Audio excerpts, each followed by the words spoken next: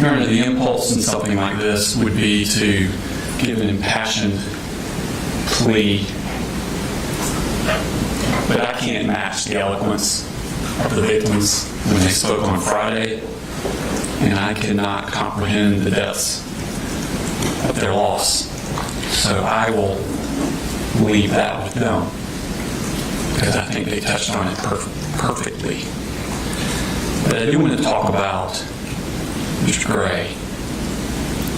I think it's become abundantly clear through the state's presentation of evidence that the ultimate goal of all of his actions and his underlying motive was to be famous, not in the sense that we adults think of fame, but specifically famous and popular within this subculture community known as the TCC.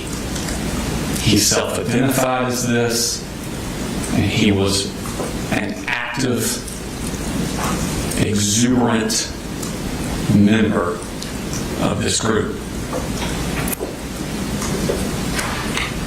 And when this case happened, coming into it with an adult's perspective, and the investigation caught Colt right then, and then quickly in the days after started to notice the guilt of his father,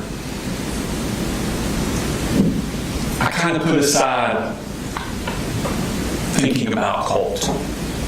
And as the father's case went forward, I focused more on the father and what the father was doing. And it wasn't until after that trial, when we thought about this trial and this sentencing, that I started turning back to what was in Colt's mind. And I'd always just assumed that he was just this kid, had a bad upbringing, got wrapped up in this adoration of school shooters, and then he went and did this horrific act.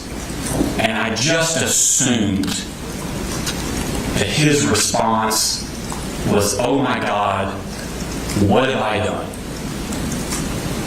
And it wasn't until this summer when I started digging into what Colt was thinking that the horror of what happened is not even the end of it. Because the shooting was not the culmination of the plan. The shooting was just one of the steps of the plan. The plan was ultimate and lifelong fame inside the TCC. He took steps before the shooting took place to put Easter eggs, callbacks into the case, anticipating today. Anticipating these things, us being here, releasing them into the wild to keep his fame going. He put symbols and phrases on his rifle that all pertained to things that were important to the TCC. He staged his computer to look like Adam Lanza's. If you notice in those pictures, Adam Lanza had multiple screwdrivers around it set up in the middle of his room. He had multiple screwdrivers set up in the middle of his room and a hard drive open, exactly like Adam Lanza's. And it's not a coincidence, because you heard in his jail call him say, "Wait till the crime scene photos of my room are released." He thought about it ahead of time. The day he's doing the shooting, and he's supposed to be so lost in his mental illness, he has enough wherewithal to stage that in anticipation of the day in the future when they would be released. He sends the same text messages minutes before the shooting that Nicholas Cruz sent minutes before his shooting. This is not someone who's in some sort of uncontrollable emotional breakdown. He is still calculating up to the second of the shooting. He places his notebook on the desk to be found with all of those Easter eggs, referring back to Nicholas Cruz, Adam Lanza, James Holmes, because he knows they will be released at his trial. And then the shooting came, the next step in his master plan. Jason Smith interviewed him within the hour of the shooting. And he continues. He has the mental wherewithal within an hour of the shooting to place more Easter eggs, more callbacks inside that interview. The purple gloves. He must have said the word purple 5-6 times. Calling back to Kyle Rittenhouse. Telling them that he called the hotline. A blatant lie. And another callback to James Holmes. He's saying this with more steps are being done to his ultimate goal of eternal fame after the shooting. He mimics Nick Cruz's arrest interview. I hear voices. Oh, I blacked out. This is not someone who's in an emotional breakdown and realizes, oh my God, what have I done?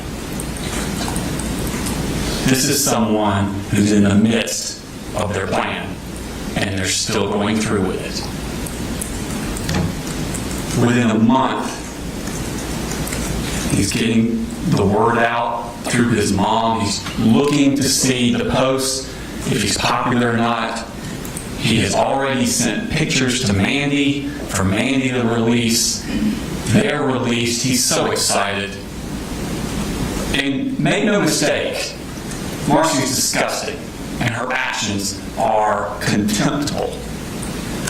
But he's the one that's directing her what to do. He's the one that says, pull up Tumblr. Pull up mass killers on Reddit. Call Mandy. Tell Mandy to do this. Make sure that happens.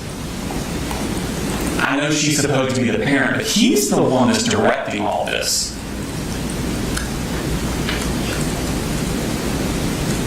On the day of his court hearing in May of 2025, 9 months after the shooting, he came into this courtroom for a hearing where the weight of what he has done is supposed to fall upon him. And he's supposed to contemplate his rehabilitation, his sentencing, what is going to happen to me legally that day. But what does he do that night when he gets home? He's back on the internet, back in the TCC, concerned about what those people in the TCC think about his hair. And he's saying, get the word out. I'm going to grow my hair back out because they liked it longer.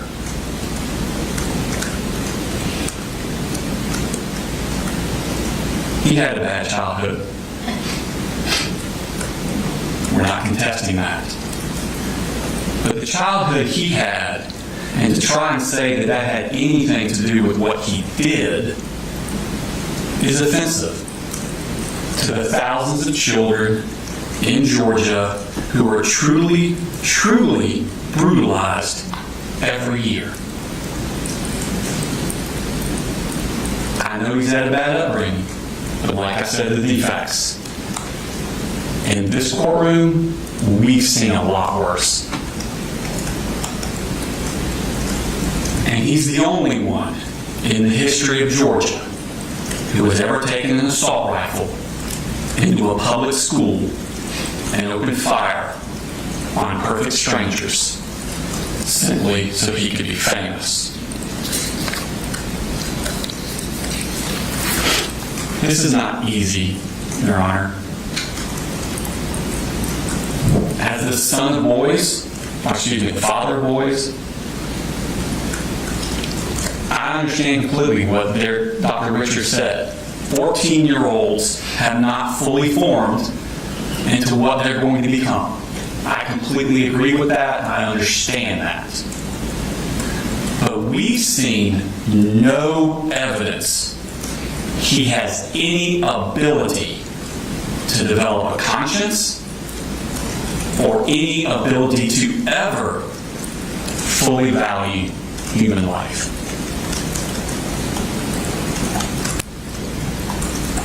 It's like a shark in the swimming pool. I don't know why the shark's the way he is. Is he born that way? He had bad parenting? Is it instincts? Something terrible? It's truly evil? I don't know why the shark is the way the shark is. But I do know one thing. He can't be in my pool. Colt Gray cannot be in society. And I ask you to sentence him to life without the possibility of parole. Thank you, Mr. Allen.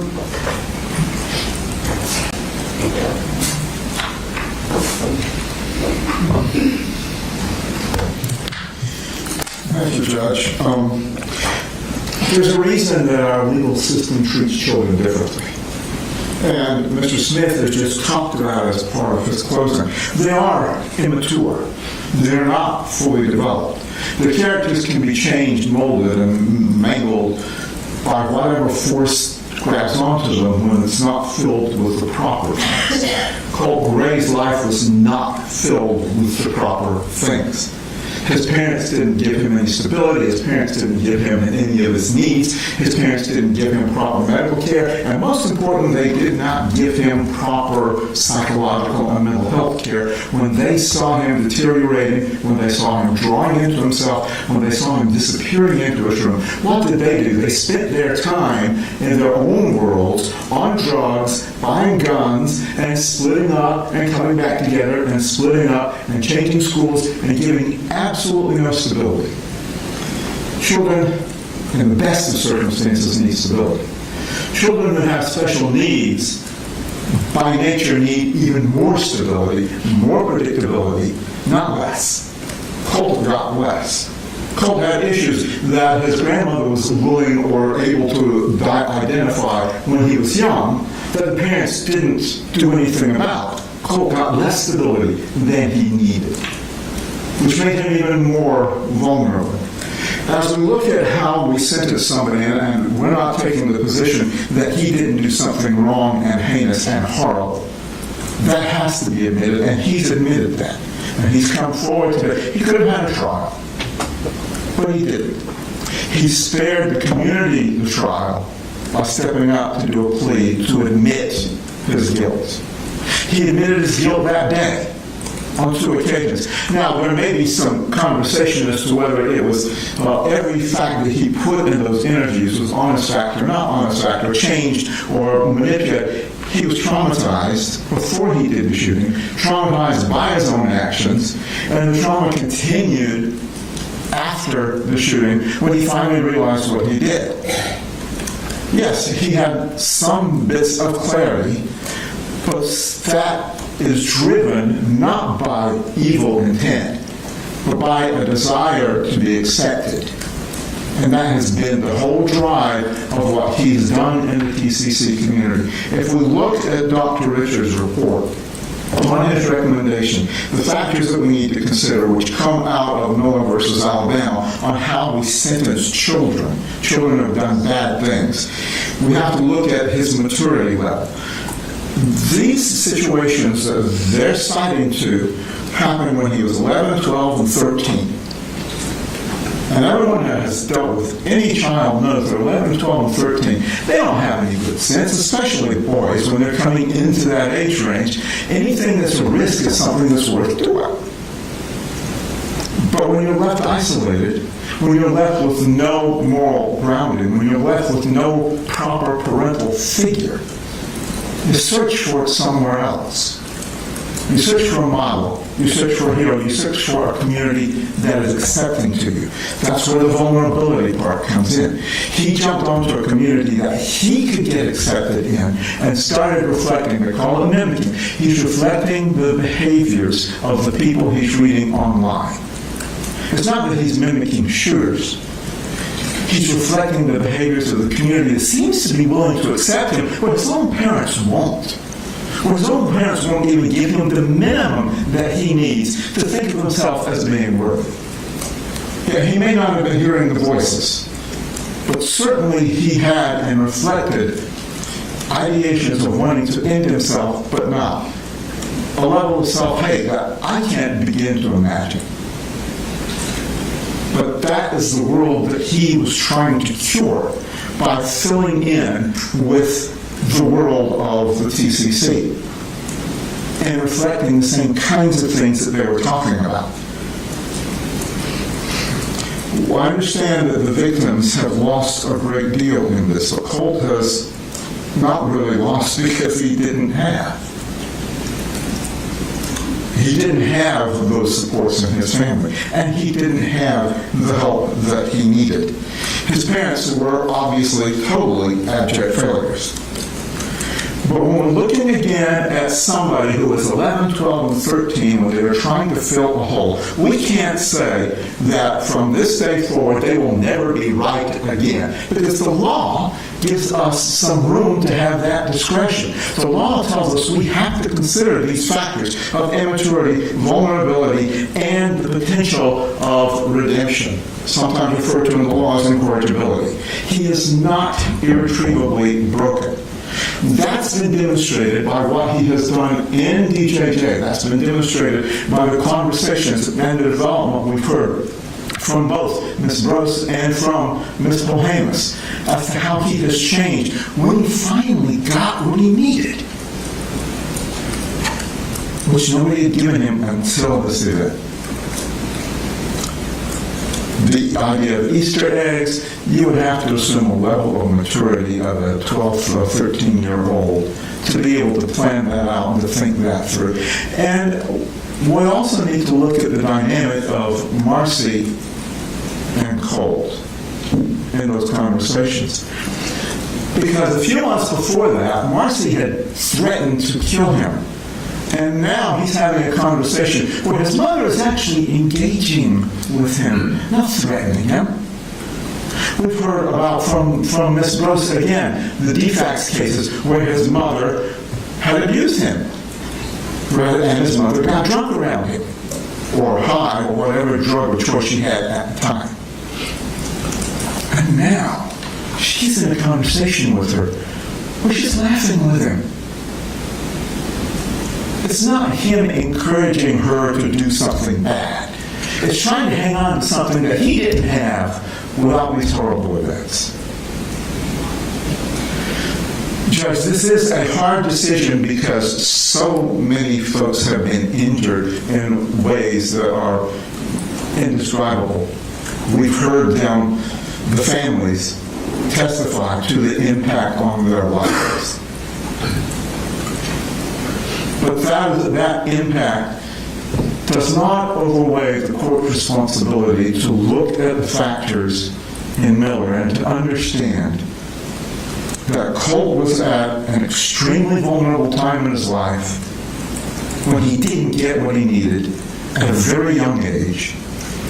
And that certainly doesn't mean that once we give him what he needs now going forward, he can't be made a productive member of society. The minimum that we understand, Judge, is life with parole. He will be given a life sentence. With parole, it gives him an opportunity of hope.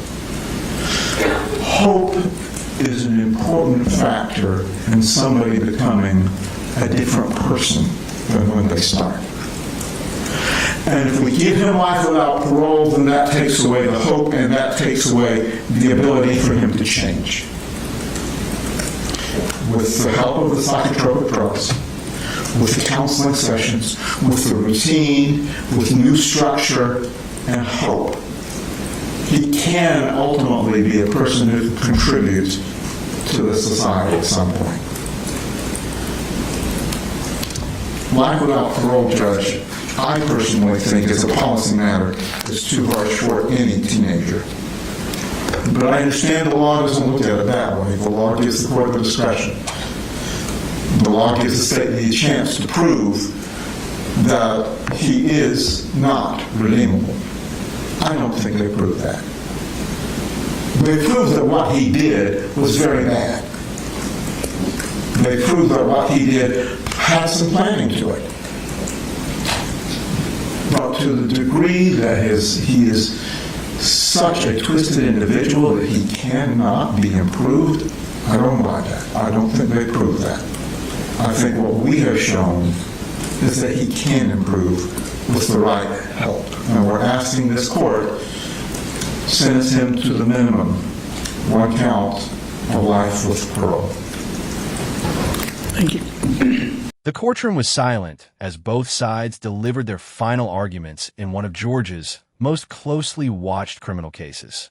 In the closing arguments, prosecutors carefully summarized the evidence they said proved the defendant's guilt beyond a reasonable doubt. They pointed to witness testimony, forensic evidence, and the timeline presented throughout the trial. The defense, meanwhile, urged the jury to closely examine the evidence and reminded them that the burden of proof rests entirely with the prosecution. They argued that every defendant is presumed innocent unless guilt is proven beyond a reasonable doubt. With both sides having presented their final case, the decision was left entirely in the hands of the jury. The verdict in any criminal trial depends on the evidence presented in court and the jury's evaluation of that evidence. What are your thoughts on the closing arguments? Share your opinion respectfully in the comments. And don't forget to like and subscribe for more courtroom updates and legal stories.